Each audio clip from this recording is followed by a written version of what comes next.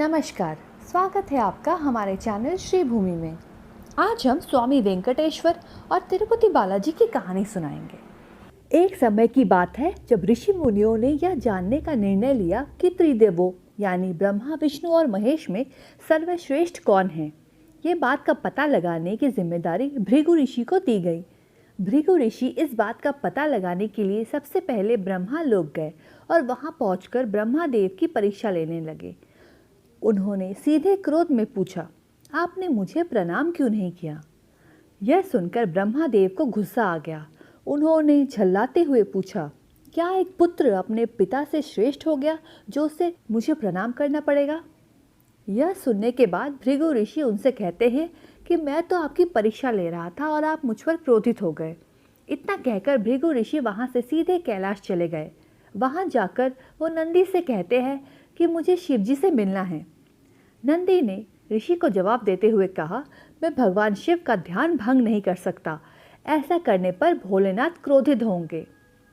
नंदी का जवाब सुनकर भृगु ऋषि खुद ही शिवजी के ध्यान को भंग कर देते हैं। शिवजी का ध्यान भंग होने पर वो भी गुस्सा करते हुए भृगु ऋषि को भस्म करने की बात कहते हैं। तभी माता पार्वती उन्हें रोकती है और ऋषि मुनि को क्षमा करने की प्रार्थना करती है। शिव जी के गुस्से को देखने के बाद भृगु ऋषि कैलाश से सीधे वैकुंठ चले जाते हैं। वहां वो देखते हैं कि भगवान विष्णु आराम कर रहे हैं और माता लक्ष्मी उनके पैर दबा रही हैं। उसी वक्त भृगु ऋषि सीधे विष्णु भगवान की छाती पर पैर से प्रहार कर देते हैं। इस प्रहार से भगवान विष्णु की नींद खुल जाती है और वो भृगु ऋषि से प्यार से पूछते हैं, हे ऋषिवर, मेरे कठोर शरीर से कहीं आपके कोमल पैर को चोट तो नहीं लगी? अगर लगी हो तो मुझे क्षमा कर दे। यह सुनते ही ऋषि प्रसन्न हो जाते हैं और समझ जाते हैं कि भगवान विष्णु ही त्रिदेवों में श्रेष्ठ है। माँ लक्ष्मी भी ये सब होते हुए देखती है। वो गुस्से में कहती है, नाथ, उन्होंने आपको पैर से मारा। क्रोध में वो भगवान विष्णु को छोड़कर वैकुंठ से सीधे धरती चली जाती है और महाराष्ट्र के कोल्हापुर में रहने लगती है। माता लक्ष्मी के वैकुंठ छोड़कर चले जाने पर भगवान विष्णु को लगता है कि उनका सम्मान और संपत्ति नष्ट हो गई है। इसी वजह से उनका मन काफ़ी अशांत रहने लगा। फिर वो माता लक्ष्मी की तलाश में धरती चले जाते हैं। धरती जाकर भगवान विष्णु श्रीनिवास नामक व्यक्ति बनकर माता लक्ष्मी को ढूंढने लगते हैं। माता लक्ष्मी को ढूंढते ढूंढते वो वेंकटचल पर्वत क्षेत्र में स्थित बकुला माई के आश्रम पहुंच जाते हैं। वहां बकुला माई ने उनका आदरपूर्वक स्वागत किया और उन्हें आश्रम में ही रहने के लिए कहा। उस आश्रम में भगवान आराम से श्रीनिवास बनकर रहने लगे। कुछ दिन बाद वहां एक हाथी आ जाता है जो सबको परेशान करता है। यह देख श्रीनिवास धनुष बाण लेकर हाथी की ओर दौड़ते हैं। उन्हें आता देख हाथी डरकर घने जंगल में भाग जाता है।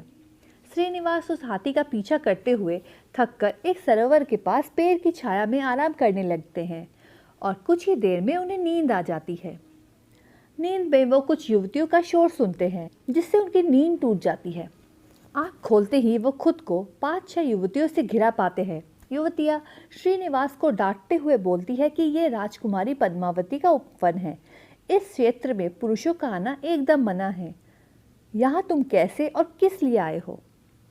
श्रीनिवास जवाब दे ही रहे थे कि तभी उनकी नज़र वृक्ष के पीछे झांकती राजकुमारी पद्मावती पर पड़ी। वो उसे देखते ही रह गए। कुछ देर में वो युवतियों को बताते हैं कि मैं एक हाथी का पीछा करते हुए यहाँ पहुँचा हूँ। मुझे बिल्कुल भी पता नहीं था कि यहाँ पुरुषों का आना मना है। मुझे क्षमा कर दे। इतना कहकर वो बकुला माई के आश्रम लौट जाते हैं। आश्रम लौटने के बाद श्रीनिवास का किसी भी काम में मन नहीं लगता। तब एक दिन बकुला माई उनसे उनकी उदासी की वजह पूछती है। उदास होकर श्रीनिवास पद्मावती के बारे में उन्हें बताते हैं और कहते हैं कि मैं उनके बिना नहीं रह पाऊंगा।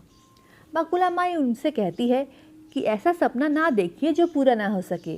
वो एक प्रतापी राजा चोल नरेश आकाशराज की बेटी है और आप एक आश्रम में रहने वाले कुल व गोत्रहीन युवक हैं।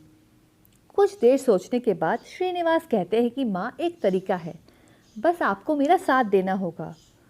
बकुला माई श्रीनिवास का प्यार देखकर हाँ कह देती है।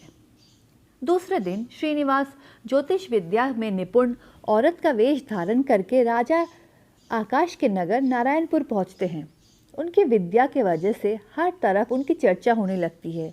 होते होते एक दिन राजा ने उन्हें अपनी बेटी पद्मावती का हाथ देखने के लिए श्रीनिवास को अपने महल बुलवाया। वहां पहुंचकर उन्होंने राजकुमारी के हाथों की रेखा देखी और कहा कि कुछ दिन पहले एक युवक से वन में तुम्हारी मुलाकात हुई। पद्मावती ने जवाब में हाँ कहा। महिला बने श्रीनिवास ने कहा कि उसी युवक के साथ तुम्हारा विवाह होगा। तभी पद्मावती की माँ धरना देवी उनसे पूछती है कि ये कैसे होगा। तब ज्योतिष औरत कहती है कि ये उसके भाग्य में लिखा है और ग्रह यह कहते हैं कि एक औरत उसके लिए अपनी बेटी का रिश्ता मांगने आएगी। 2 दिन बीतने के बाद बकुला माई एक तपस्विनी बनकर राजमहल गई और अपने युवा पुत्र के लिए पद्मावती के रिश्ते की बात की।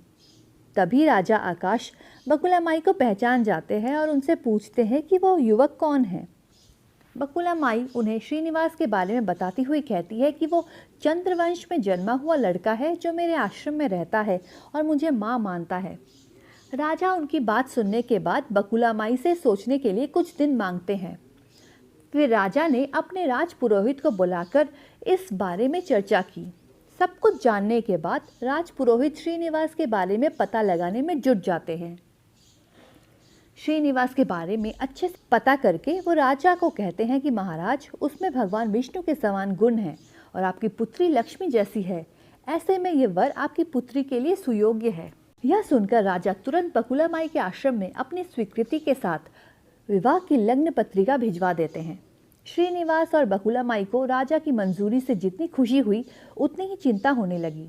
दोनों के मन में होता है कि उनसे शादी कराने के लिए पर्याप्त धन नहीं है और ना ही विवाह के बाद लड़की के रहने के लिए घर।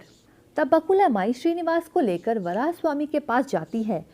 उन्हें श्रीनिवास के शादी के खर्च के लिए धन की कमी की समस्या बताती है। तब वराह स्वामी 8 दिक्पाल का आह्वान करते हैं। तभी वो ब्रह्मा, शंकर, इंद्र, कुबेर आदि देवता प्रकट हो जाते हैं। फिर वराह स्वामी श्रीनिवास से कहते हैं कि तुम खुद ही इन्हें अपनी समस्या के बारे में बताओ। श्रीनिवास देवताओं से पूछते हैं कि मैं चोल नरेश आकाश राजा की पुत्री पद्मावती से शादी करना चाहता हूँ, पर मेरे पास शादी के लिए धन नहीं है। मुझे क्या करना चाहिए? इंद्रदेव यह सब सुनकर कुबेर से कहते हैं कि तुम शादी के लिए इन्हें ऋण दे दो। जवाब में कुबेर बोलते हैं कि मुझे ऋण देने में कोई परेशानी नहीं, बस यह सुनिश्चित कर दो कि मुझे धन वापस कब और किस तरह से मिलेगा।